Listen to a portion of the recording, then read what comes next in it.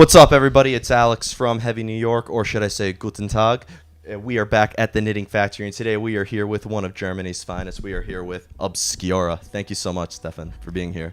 Hello, everyone. Great to be back in New York, and especially, being in Brooklyn for the first time. Oh, first time ever.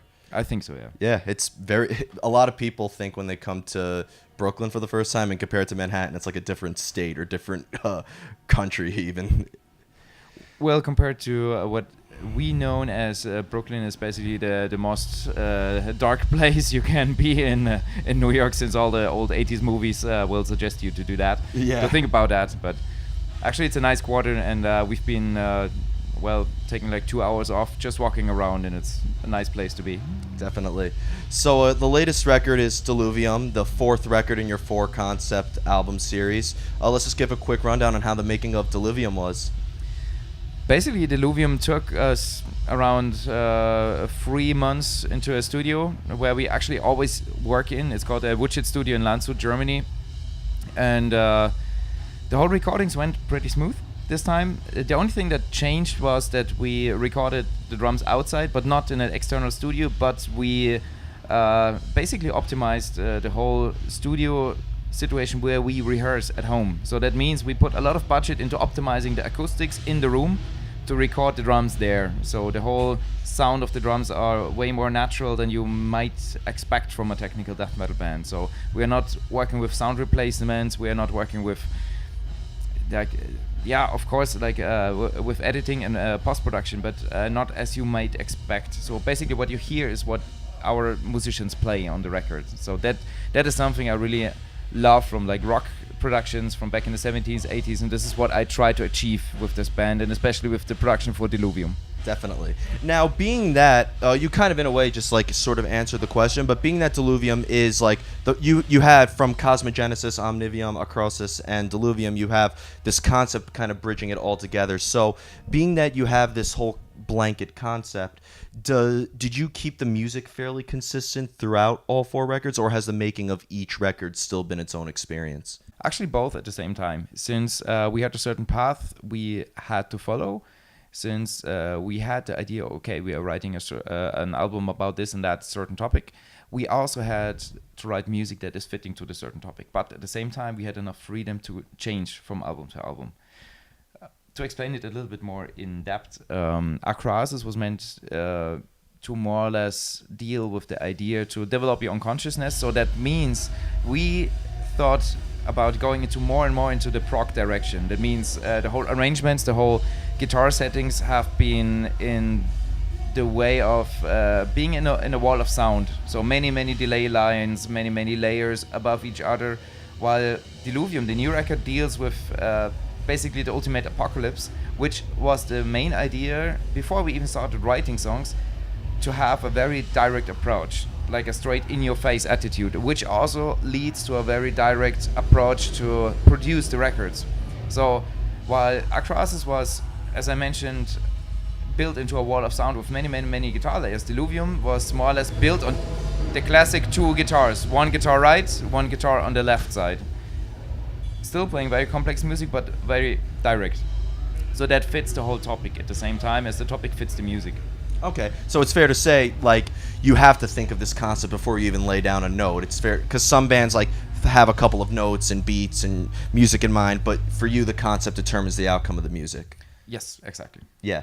Now, if a fan were to, like, maybe discover you guys on Diluvium or Acrosis and may not have, been there from the beginning of this concept, is there a chance that maybe the fan could have missed something? Is it kind of like a movie series where in order to get the concept of Omnivium, you have to listen to Cosmogenesis and... Actually not. It's like Futurama. You have a couple of different seasons, but if you start with season 8, it's the same fun you have as you start with season 1. Although you would understand a little bit more inside jokes when you start with season 1. Exactly. Because I always thought that, and maybe this is just somebody who's listened to your music before, but like I could tell like which is off of Omnivium or which is off Diluvium. It seems that there is stuff that bridges it together, but or separates it, but the concept ties it all together. Well, there are a couple of musical ideas, like musical themes, like in classical music, that more or less get a repetitive part in a following record. And there are also, aside from the musical aspect, a couple of lyrical themes that are get a second thought on the previous on the following records. So it's all bound to like one big idea. Like the four albums are bound within the music, the lyrics, but also the visual concept. So it's like a closed concept. Also, I hear that question a couple of times. There won't be a fifth album in this concept. It's closed. This is done. So let's see what's going to be next. Definitely. Now, as a lot of people know that you also play in Thulcandra, and did I say that right? Yeah. Yeah. So, and I've always thought that Thulcandra was a little more atmospheric and Obscura was a little more technical, just from my analyzation of it. I was curious to how different of a mind frame or songwriting process it is playing with either or project.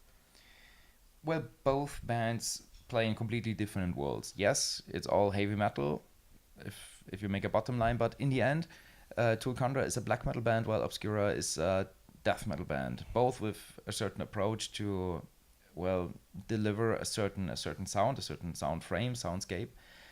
While Thulcandra is pure black metal with a couple of death metal vibes. I would say every time I write music, I have the people in mind who are performing that live with me. So especially the drums are always very important. If I have in mind, okay, the strings of that drummer are, for example, playing double bass or having like certain cool fills, I try to write the music in especially the way that I have my musicians that play with me shine somewhere.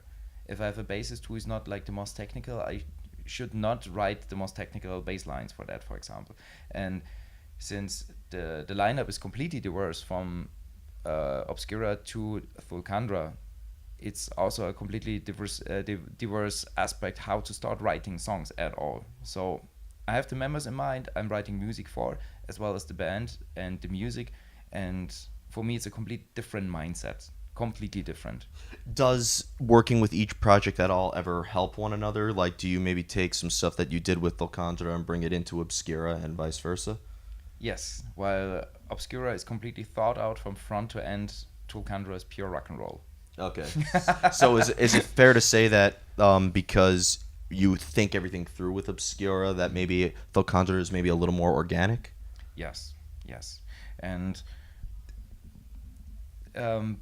you have to see that Obscura is like a worldwide touring band where I basically earn my living off, and Thulcandra is pure what I love in terms of music. I love both bands or both styles the same way, but well, the hours of work I put into Obscura are way more than I have left for Thulcandra. Also, I love it both the same way to write music for the bands. I love Thulcandra as well as Obscura, and both actually add each other in that sense that Obscura is completely mind-blowing technical, and this is cool for a certain amount of time. But if you're on the road for a couple of months and you're only playing that style of music, it's also relieving and rewarding to play something completely different with good friends. So I think both bands simply add to each other.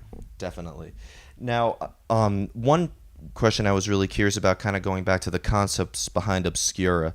Even though you have these concepts, could the music also still be open to interpretation if a fan kind of maybe takes in their own meaning behind it? Absolutely. And to be honest, I think most of the fans are not dealing with the lyrics at all. They see, okay, it's a blue album with a couple of planets and stuff, as I heard a lot of times. And they just interpret whatever they want into the music, which is fine to me. But to get the whole picture, you have to see the lyrics, you have to read the lyrics, you have to take care and see all the small little details on the artworks, but also the music. So it's the whole packet, so to say. Yeah.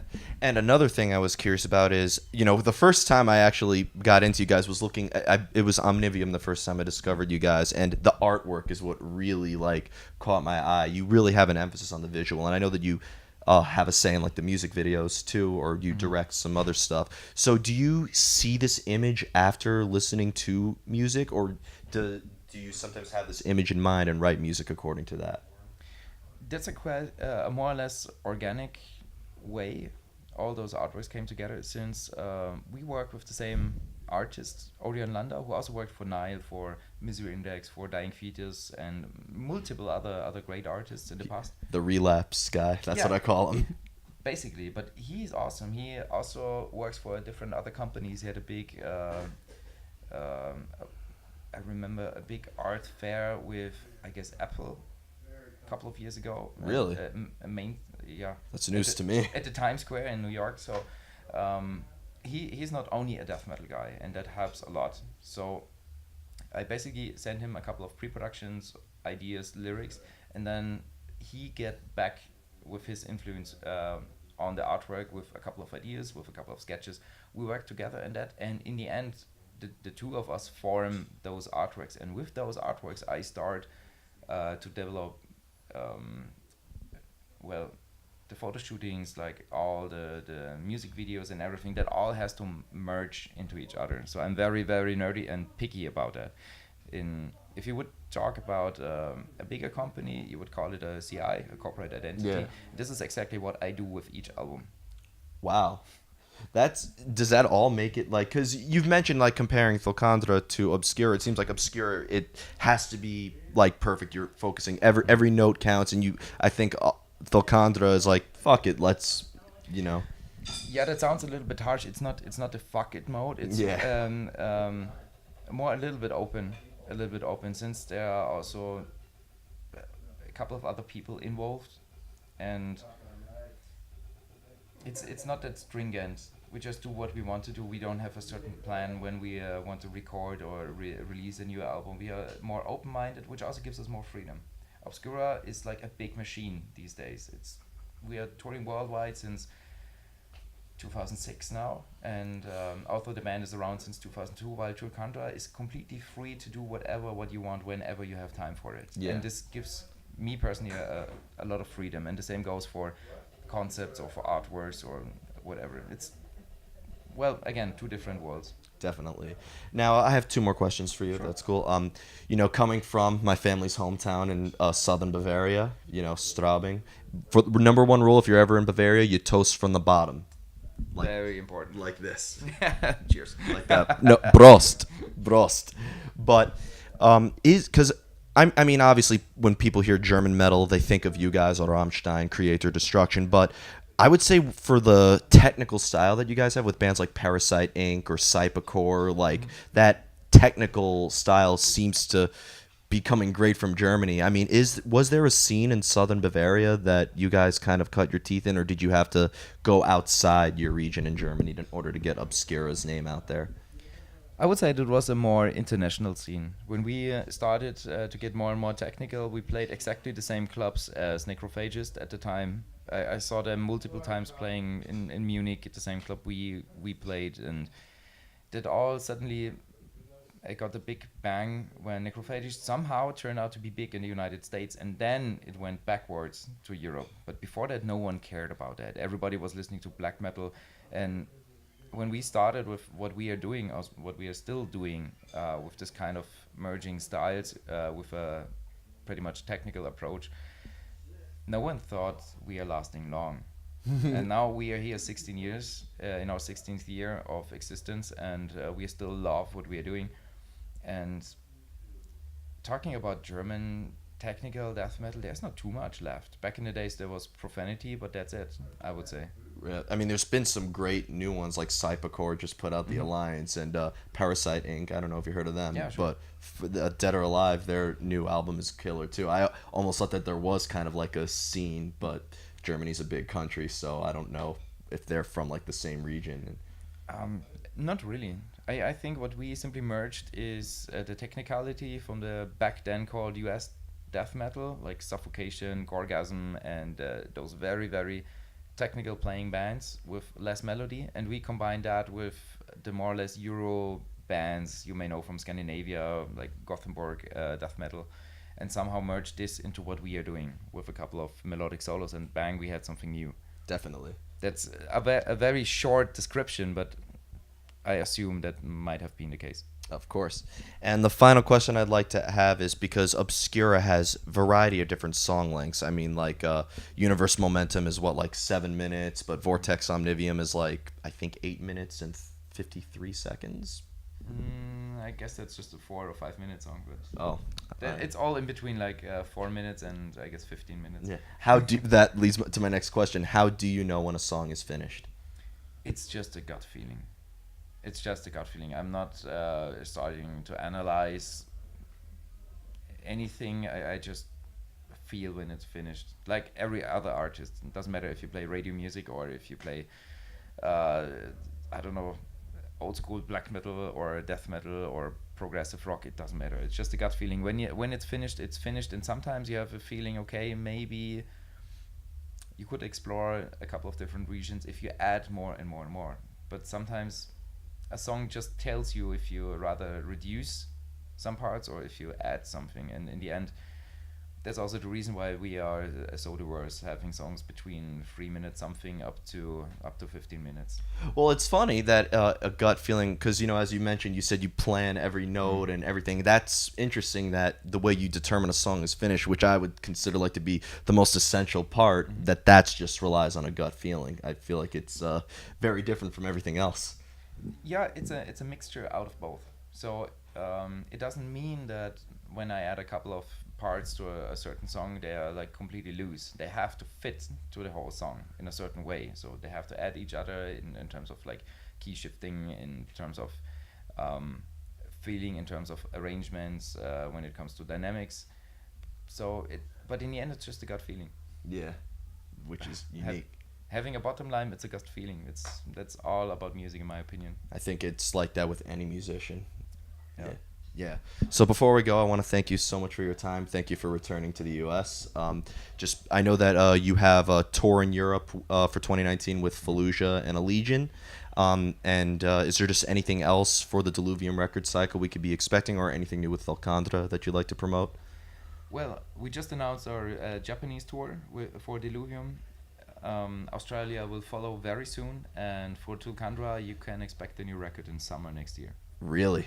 Oh, looking forward to it. But thank you so much, Steffen. Hey. Yeah, Dankeschön. Dankeschön. Thank you for the interview. Of course. Everybody, we are here with Steffen of Obscura and Thulcandra. Diluvium out now on Relapse Records. Pick it up, for God's sakes. This is Alex from Heavy New York. We'll see you next time.